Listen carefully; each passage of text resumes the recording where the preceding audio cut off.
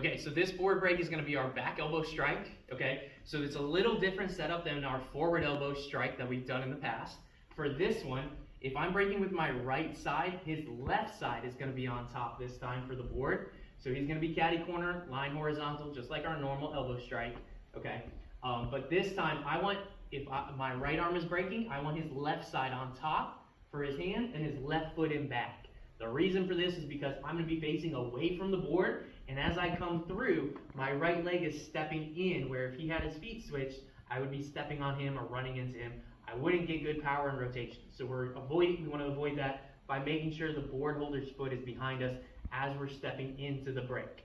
Now, when we do this break, we're going to be hitting with the back part of our arm here, okay? Not the tip of our elbow, just like we talked about with the forward elbow strike. We don't want to hit there. Okay, we're going to hit kind of middle of the tricep here as we come through.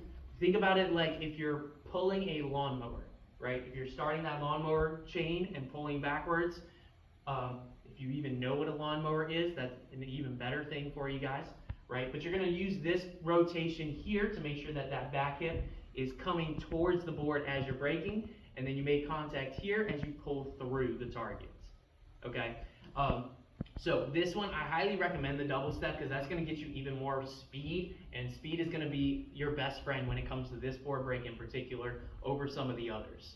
Okay, so when he locks out here, I want to set up so that I'm just close enough, maybe like 5 or 6 inches away from the board.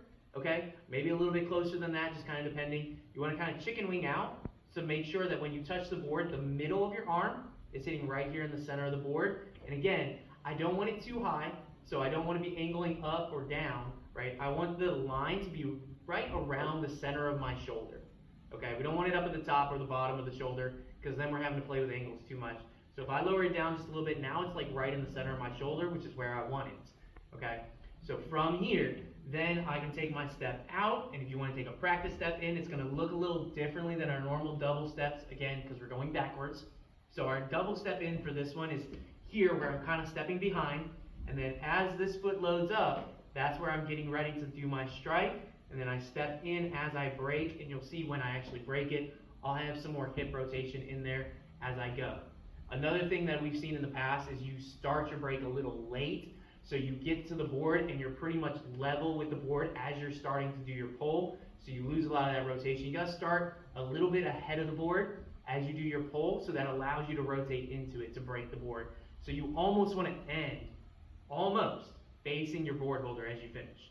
Not completely, that's a little too much rotation, but you'll see when I break it here in a second that I'm not going to end facing this way. I'm going to end facing more this direction, more like I'm ending facing the board for this break. Okay, so when we put it together, it looks like this.